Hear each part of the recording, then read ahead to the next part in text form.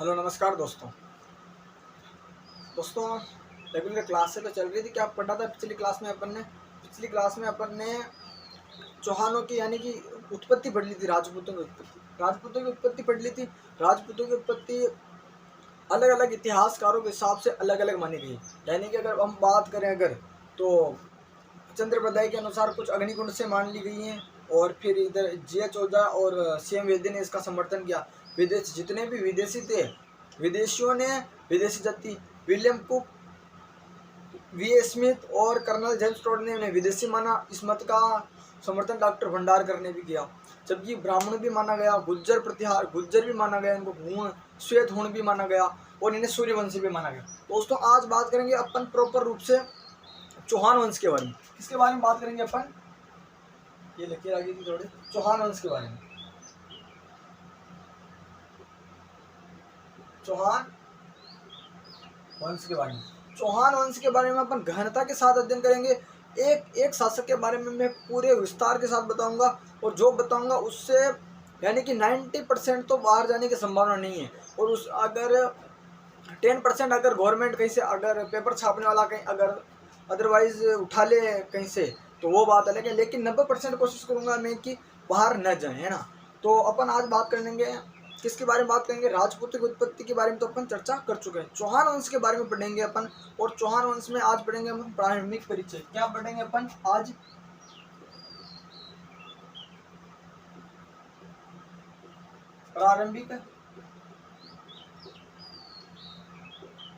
प्रारंभिक परिचय के बारे में पढ़ेंगे। यानी कि राजपूत चौहान कौन थे, क्या एरिया था इनका, और इनका विस्तार क्षेत्र, मूल स्थान, राजधानी क्या थी इनकी, तो इनके बारे में अपन बेसिक से चर्चा करेंगे आज। दोस्तों प्रारंभ करते हैं ना। तो चौहान वंश है ना। चौहान वंश प्रारंभ में एक जाति हुआ करती थी।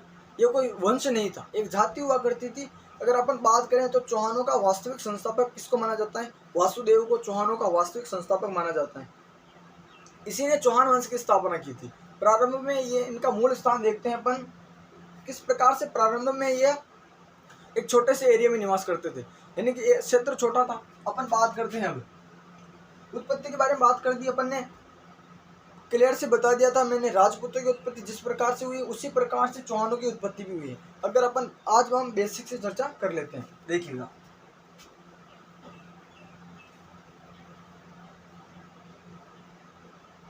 ये राजस्थान है ना। राजस्थान यहाँ पर एक छोटा सा क्षेत्र है। वर्तमान में यह अलग नाम से जाना जाता है। इस दोस्तों चौहान वंश पढ़ने से पहले अपन देखेगा ये एरिया है, और इस एरिया का क्या नाम है? इसका जांगल प्रदेश। जो ये क्षेत्र है इस जांगल प्रदेश के नाम से जाना जाता है।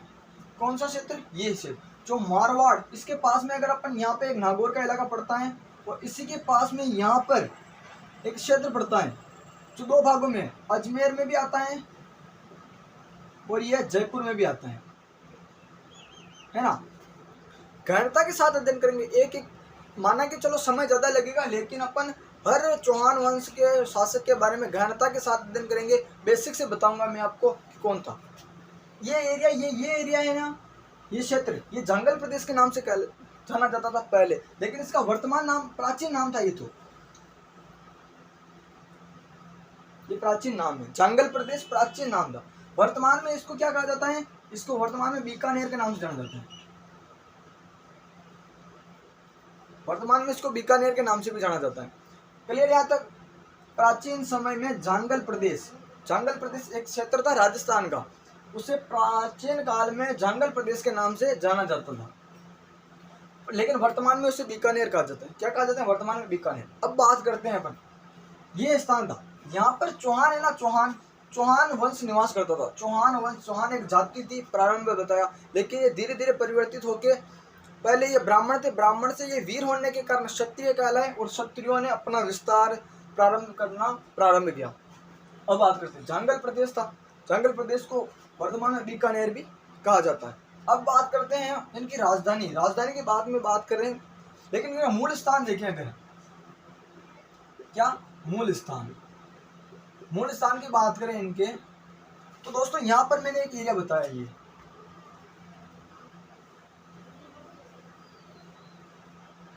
क्या मूलस्थान, यहाँ पर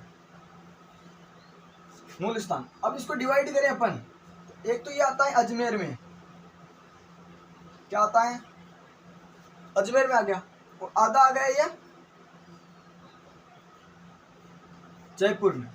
यानी कि इस क्षेत्र का क्या नाम है, तो इस क्षेत्र का नाम है सांबर, और सांबर, और इसे आप क्या कर सकते हो, इसे आप सपाद वृक्ष भी कह सकते हो। ये मूल स्थान था चौहानों का। चौहानों का मूल स्थान कौन सा था, सांबर। सांबर मूल स्थान था चौहानों का। चांगल प्रदेश जो वर्तमान में जिसे बीकानेर कहा जाता है, अजमेर एक क्षेत्र था, अजमेर के आसपास का जो क्षेत्र कहा जाता है वह सांबर था। सांबर दो भागों में विभाजित था, आधा क्षेत्र इसका अजमेर में भी होता, आधा क्षेत्र इसका जयपुर में भी था। सांबर, इनका मूल स्थान सांबर कहा जाता है। अब बात करेंगे अपन बेसिक से, यानी कि मूल स्थान देख लिया अपन ने। अब इनकी राजधानी क्या थी, यहाँ पर एक राजधानी थी, और राजधानी थी कौन सी, मारवाड़ में आता था। तो मारवाड़ के पास में एक एरिया था ये, और उस एरिया का नाम क्या था, अहिछत्रपुर।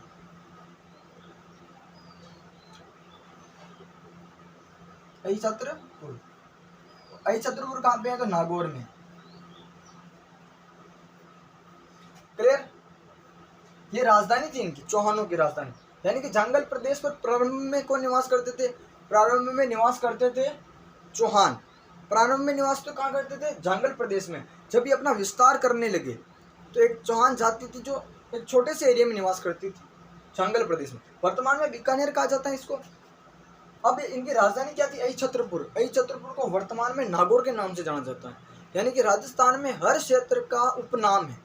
जैसे कि आप पूर्व का पेरिस, पूर्व का वेनिस, जयपुर उदयपुर हो गए, तो राजस्थान का गौरव।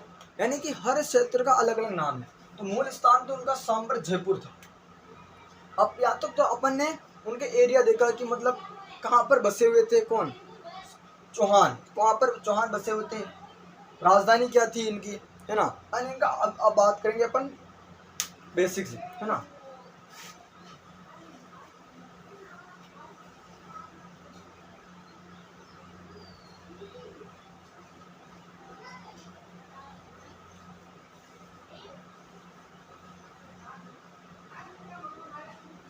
हो गया क्लियर यहाँ पे।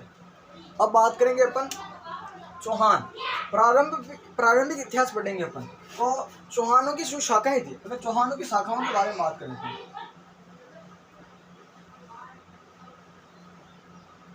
चौहानों की शाखाओं के बारे में बात करेंगे।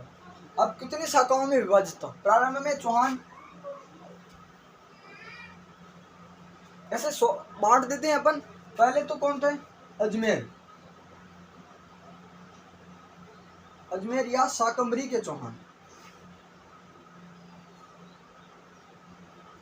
शाकंभरी के चौहान दो थे। प्रारंभ में दो शाखाओं में विभाजित था चौहान वंश, शाकंभरी और एक था नाडोल। नाडोल पाली, है ना। तो चौहान वंश अजमेर शाकंभरी के दो भागों में विभाजित था, शाखाएं दो थी। अजमेर था, प्रारंभ में भी अजमेर का इतिहास पढ़ा जाता है। प्रारंभ में नाडोल वंश नहीं था, बाद में नाडोल में चौहान वंश की स्थापना की। बताऊंगा मैं आपको अभी किसने की। फिर इसी अजमेर के जो अंतिम शासक, प्रारंभिक शासक के बारे में, अंतिम शासक के बारे में सब कुछ क्लियर के साथ मैं आपको क्लियर करवाऊंगा। इसके बाद में जब अजमेर चौहान वंश समाप्त हो जाता है तो इसके बाद में रणथंबोर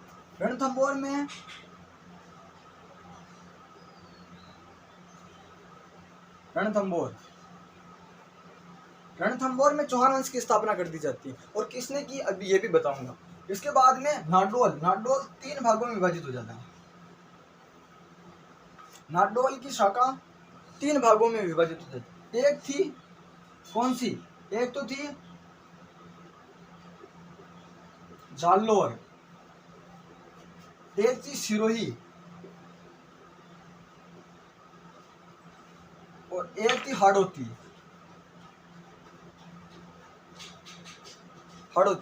अब इसमें अलग चौहान थे, ये अलग चौहान थे, ये अलग चौहान थे। अब सिरोही, इसमें जालौर में कौन से थे? जालौर में सोनगरा चौहान थे, सिरोही में देवड़ा चौहान थे, हाड़ौती में हाड़ा चौहान थे।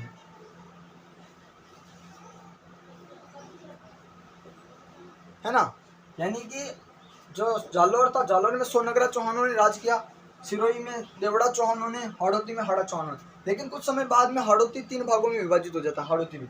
और कौन कौन से आ जाता है? कोटा प्लस बूंदी प्लस झालावाड़, है ना। यानी कि नाडोल, एक नाडोल में चौहान वंश की स्थापना कौन करता है? तो दोस्तों नाडोल में चौहान वंश की स्थापना लक्ष्मण करता है, लक्ष्मण चौहान। कौन करता है नाडोल में चौहान वंश की स्थापना? संस्थापक। क्लियर। अजमेर में कौन करता है? तो अजमेर में वासुदेव, वासुदेव ये मूल पुरुष में माना जाता है। अब है ना, मूल पुरुष में माना जाता है, चौहान वंश का प्रारंभिक शासक था ये। इसके बाद में रणथंभौर में कौन करता है? तो रणथंभौर में करता है गोविंदराज, गोविंदराज। और गोविंदराज कौन था? गोविंदराज कौन था? गोविंदराज पृथ्वीराज, यहाँ का अजमेर का जो अंतिम शासक था पृथ्वीराज चौहान।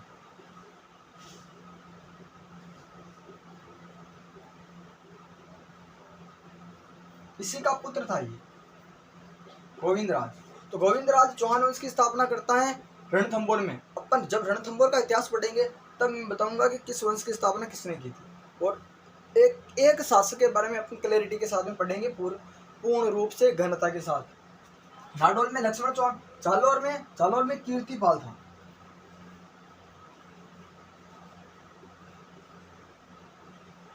कीर्तिपाल ने जालौर में चौहान वंश की स्थापना की थी। ये सोनगरा चौहान था। कौन से? सोनगरा चौहान। सिरोही में किसने की? सिरोही में राव लुम्बा, सिरोही में राव लुम्बा ने चौहान वंश की स्थापना की थी। और हाड़ौती में कोटा की अलग की थी, बूंदी की अलग की थी, और झालावाड़ की अलग की थी। अगर अपन कोटा की बात करें तो कोटा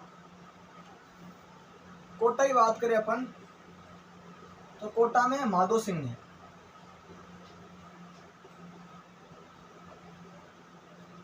माधो सिंह। बूंदी की बात करें अपन, बूंदी में की थी राव बूंदा ने। तो दोस्तों ये थी। अब चौहानों की अगर अपन बात करें, अगर इनकी इष्ट देवी की बात करें, या फिर इनकी लोक देवी, या फिर चौहान वंश की देवी की बात करें, तो जीर्ण माता,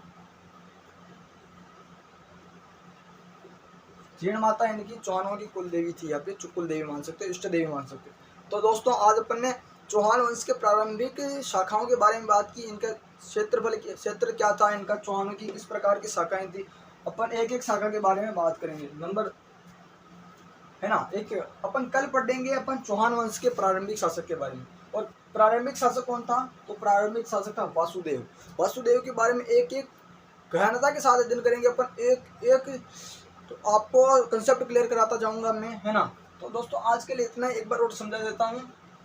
चौहानों की प्रारंभिक शाखाएं कौन सी? मूल शाखा इनकी शाकंभरी थी, सपाद लक्ष्य थी। सपाद लक्ष्य में प्रारंभिक चौहानों ने शासन किया, वहीं से इन्होंने शासन विस्तार किया। प्रारंभ में ये था, फिर बाद में नाडोल के शासक बाद में आए।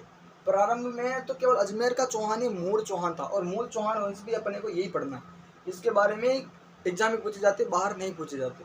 इसके बाद में चौहान वंश की स्थापना में रणथंभौर के चौहान, रणथंभौर में गोविंदराज ने की थी, जो पृथ्वीराज का पुत्र था। कुतुबुद्दीन था, उसी ने गोविंदराज को अजमेर और रणथंभौर जागीर में प्रदान किया था। और वहीं पर रणथंभौर में गोविंदराज ने चौहान वंश की स्थापना की। नाडोल का चौहान लक्ष्मण चौहान ने, जालौर का चौहान कीर्तिपाल ने, सिरोही के चौहान राव लुम्बा ने, और हाड़ौती के चौहान कोटा, बूंदी प्लस झालावाड़। कोटा की स्थापना की थी माधो सिंह ने, और बूंदी में स्थापना की थी राव बूंदा ने। तो दोस्तों वीडियो कैसा लगा? एक एक अब अपन रेगुलर क्लास लेते रहेंगे। तो प्रारंभिक परिचय देख लिया अपन ने, क्षेत्रफल देख लिया इनके बारे में, और कल बात करेंगे अपन अजमेर के चौहान में वासुदेव चौहान को, प्रमुख शासकों के बारे में चर्चा करेंगे अपन। तो दोस्तों आज के लिए इतना ही, मिलते हैं अगले वीडियो में, तब तक के लिए जय हिंद जय भारत, धन्यवाद दोस्तों, थैंक यू, जय हिंद।